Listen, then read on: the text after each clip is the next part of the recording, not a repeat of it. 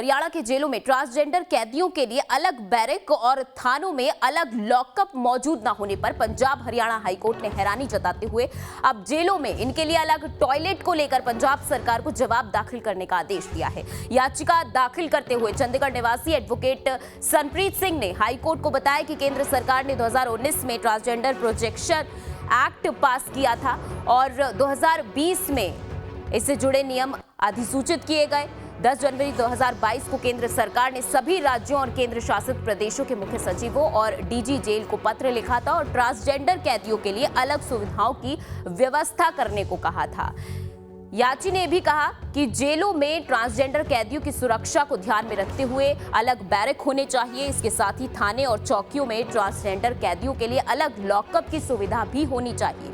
ट्रांसजेंडरों को जेलों में पुरुष कैदियों के साथ नहीं रखा जा सकता। याचिका में एक ट्रांसजेंडर कैदी की कहानी का जिक्र किया गया, जिसके साथ जेल में 12 कैदियों ने कुकर्म किया था।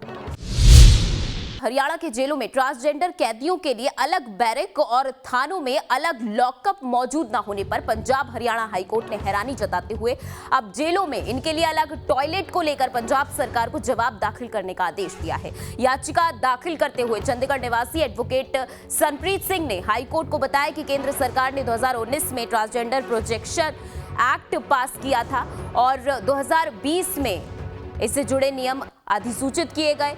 10 जनवरी 2022 को केंद्र सरकार ने सभी राज्यों और केंद्र शासित प्रदेशों के मुख्य सचिवों और डीजी जेल को पत्र लिखा था और ट्रांसजेंडर कैदियों के लिए अलग सुविधाओं की व्यवस्था करने को कहा था।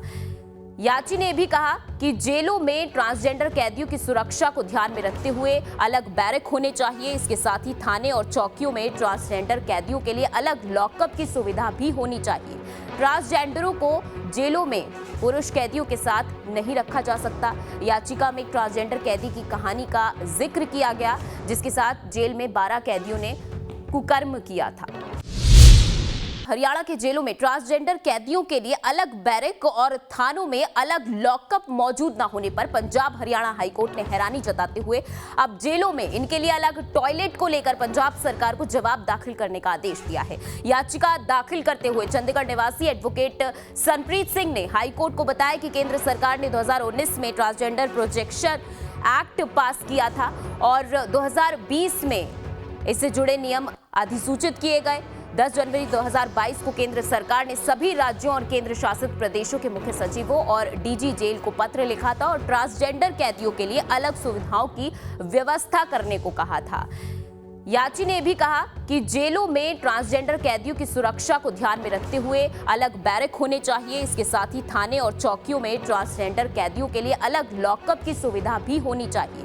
ट्रांसजेंडरों को जेलों में पुरुष कैदियों के साथ नहीं रखा जा सकता। याचिका में एक ट्रांसजेंडर कैदी की कहानी का जिक्र किया गया, जिसके साथ जेल में 12 कैदियों ने कुकर्म किया था।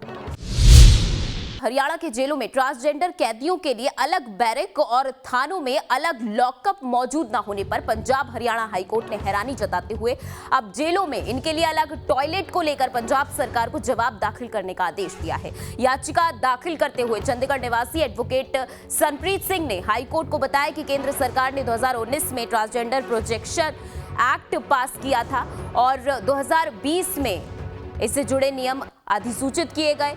10 जनवरी 2022 को केंद्र सरकार ने सभी राज्यों और केंद्र शासित प्रदेशों के मुख्य सचिवों और डीजी जेल को पत्र लिखा था और ट्रांसजेंडर कैदियों के लिए अलग सुविधाओं की व्यवस्था करने को कहा था।